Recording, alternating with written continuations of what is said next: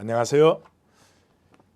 소박한 그리스도인의 눈으로 역사와 사회를 바라보고 나누는 이학권의 시사 칼럼입니다. 오늘은 악을 미워하는 사람들, 그런 타이틀로 나누도록 하겠습니다.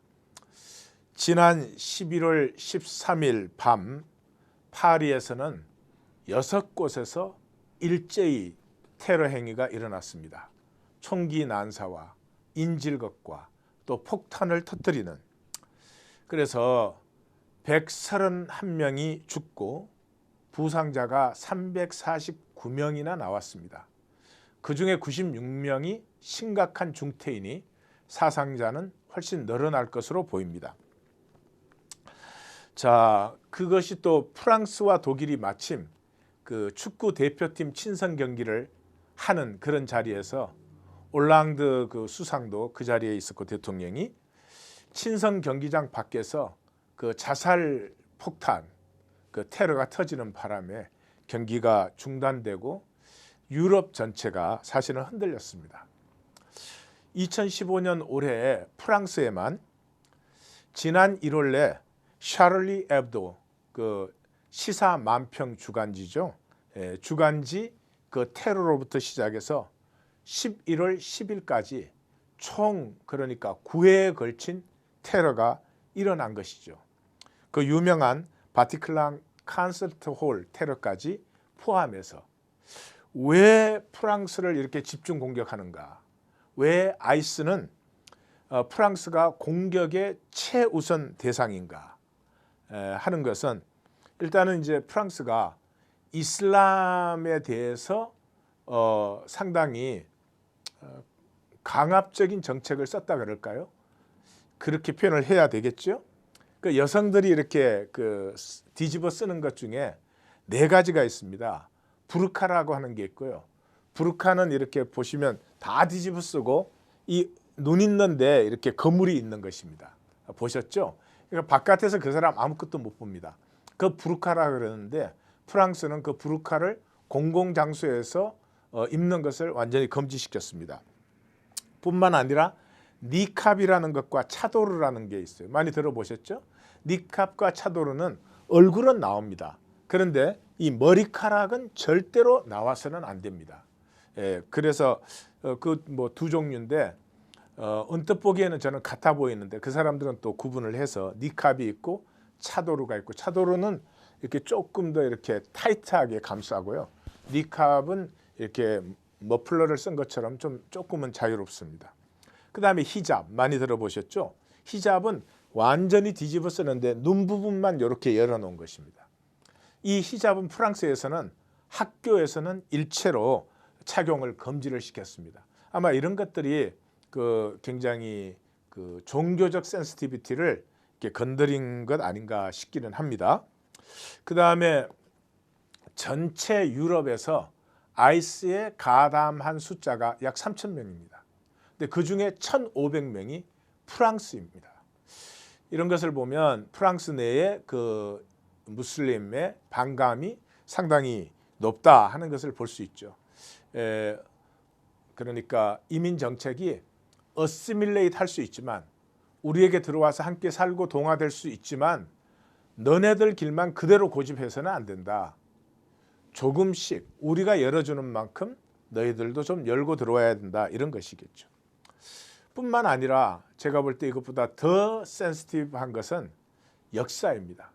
십자군 전쟁 때, 그러니까 기독교 국가들이 이슬람 국가를 쳐들어간 이 십자군 전쟁 때 주력 부대가 프랑크 왕국이었습니다. 프랑크 왕국이 지금의 프랑스의 전신이죠. 그래서 이 십자군들이 초기에는 그 시리아 지역을 완전히 초토화시키지 않았습니까? 그리고 굉장히 잔혹한 일들을 많이 했습니다. 그래서 그 역사적인 반감이 아직까지 남아있는 것이 분명합니다. 900년 전의 일인데, 그때 그 십자군의 모토가 데우스 로부트, God wants, 하나님이 원하시는 일이다. 뭐를? 이슬람 나라를 파괴하고 그 백성을 죽이는 것을 신이 원하는 거다. 그렇게 쳐들어갔습니다. 우리는 900년 전의 일이니까 잊어버렸고 상관없는 일이라고 생각을 하지만, 당한 사람들의 입장에서는 그렇게 쉽게 잊어지지 않는 것이죠. 실제로 이번에 이 테러, 이번에 동시다발적으로 6군데서 일어난 11월 13일 밤의 테러를 총주도한 압델 하미드 아바우드 죽었죠. 이번에 그 체포 과정에서 죽었습니다. 압델 하미드 아바우드 이 IS에는 굉장히 고위급 간부이고 27살이고 이번 테러의 총책이고 그런데 그 사람이 그 IS의 홍보 매체인 다비크와 인터뷰에서 그렇게 말을 했습니다.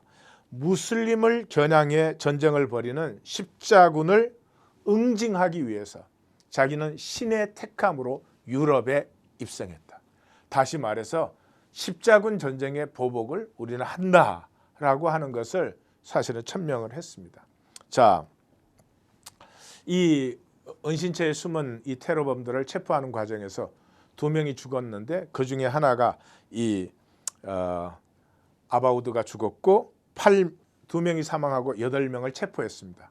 한 명 살라 압데슬람이라고 하는 그 테러리스트는 26살인데 지금도 도주하고 있는데 못 잡았죠. 뭐 유럽 전체가 지금 문제가 심각하죠. 일단은 이 모든 건재에 시리아 난민 사태가 들어있죠.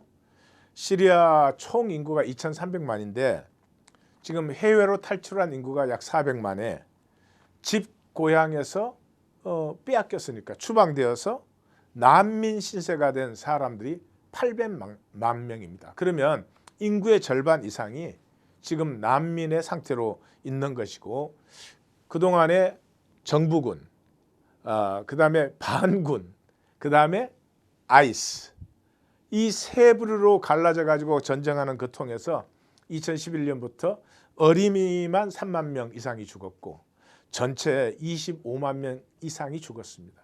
이 21세기에 일어나고 있는 일이라고는 정말 상상하기가 힘든 일입니다. 이번 테러에는 유감이 좀 있습니다. 좀 있는 게 아니지만 왜 테러를 하는데 해필이면 대부분이 빈민 지역이었습니다. 그냥 가난한 사람들이 열심히 사는 동네에 정말 우리로 말하면 국밥집에서 테러한 거죠. 테러하려면 용감하게 경비가 삼엄한 그런 지역에 가서 할 일이지 그거는 잘 안 되니까 이 빈민 지역에서 죄 없는 사람들 이렇게 죽이나 그건 정말 유감이고 비겁하다 이렇게 생각이 됩니다. 뿐만 아니라 이번 사태로 말미암아 유럽 각국들은 얼씨구나 하고 난민 거부를 선포했습니다. 이 참 상당한 이기주의입니다. 미국에서도 수많은 주지사들이 자기들 난민 안 받겠다고 이렇게 했습니다.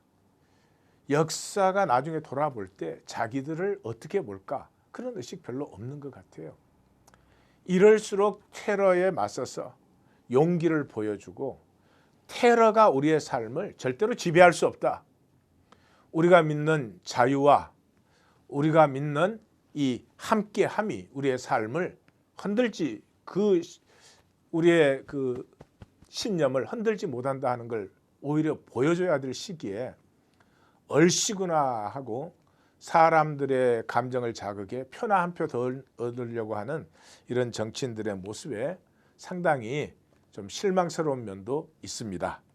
이러한 테러의 건재에는 그 이슬람 교리의 허점도 있는 것 같아요. 그 순교하면 그 천국에 가가지고 뭐 처녀 70명을 주고 뭐 등등등 그 말도 안 되는 얘기들이 있지요. 그게 쿠란에서 직접 나온 건지 뭐 이슬람 전통에서 나온 건지 저는 잘 모르겠습니다만은 순교자들의 그 보상 심리가 한몫하고 있을 것만은 분명합니다. 또 건강한 이슬람이라면 그런 거 믿지 않겠죠. 그런 걸 믿는 분들은 이미 마음의 상처가 깊거나 비뚤어지거나 분명히 그러한 사람들일 것입니다. 그러나 그것보다 더 중요한 이유는 사실은 가난과 불평등이죠.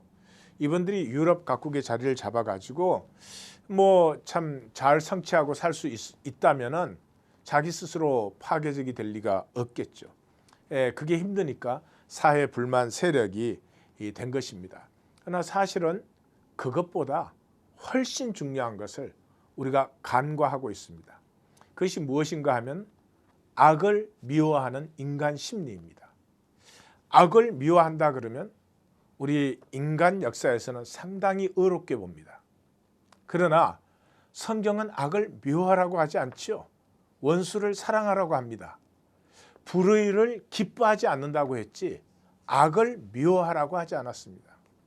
그런데 사실은 많은 기독교인들조차도 악을 미워하는 게 하나님의 뜻인 것처럼 착각하기 쉽습니다. 자, 악을 미워할 때요. 그게 선이냐 악이냐는 누가 결정합니까? 우리가 결정하죠. 선악과입니다. 내 판단으로 악이라는 것을 결정해가지고 그걸 악을 미워하면 그것이 나에게 정체성을 줍니다. 물론 가짜 정체성이죠. 마치 이런 것입니다. 우리 냉전이 심했던 시절에 북한을 미워하면, 빨갱이를 미워하면 나는 민주자유투사가 되는 거죠. 빨갱이를 미워하는 것과 내가 자유민주의 가치를 살고 키워내는 것은 전혀 다른 별개의 문제입니다.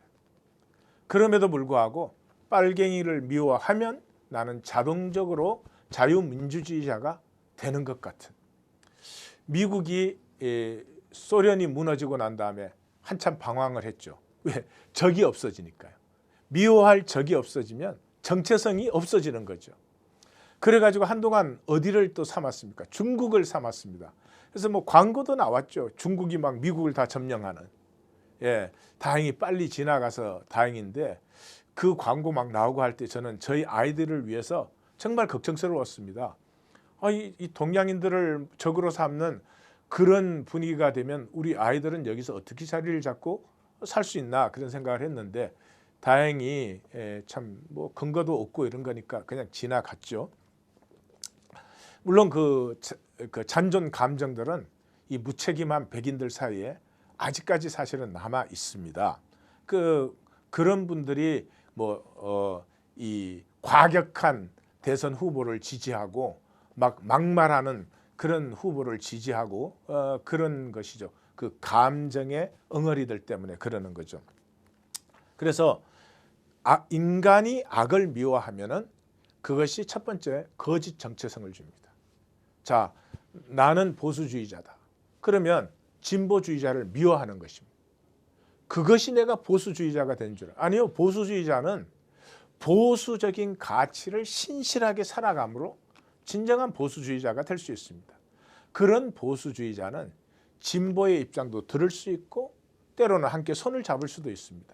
그렇지만 가짜 보수주의자, 이 진보주의자는 때려잡자, 또 가짜 진보주의자, 보수주의는 때려죽여라, 이런 사람들은 대화도 안 되고 타협도 안 됩니다. 두 번째, 가짜 의를 줍니다. 내가 적을 미워하는 것이 그냥 당연히 나의 의가 되어버리는 거죠. 내가 악을 미워하니까. 내가 의를 살기 위해서 진실로 하는 것이 없어요. 내가 의를 가꾸는 삶도 살지 않아요. 지극히 이기적으로 삽니다. 그러면서도 내가 악을 미워한다는 자체가 나를 의인으로 만들어주는 거죠. 그래서 이 악을 미워하는 것이 보편화된 이 인간 역사 속에서 이런 그 파괴와 폭력의 악순환을 멈출 수가 없을 것입니다. 그러므로 우리는 악을 미워하는 사람들이 아니라 불의를 기뻐하지 아니하는 사람들이 되어야 됩니다. 불의를 기뻐하지 않으면 어떻게 합니까? 불의를 보면 안타깝죠. 너무 아프죠. 왜 저럴까? 그래서 불의를 품어 안아주는 것입니다. 품어 안아주면 그 불의가 우리의 가슴에서 질식사를 당합니다.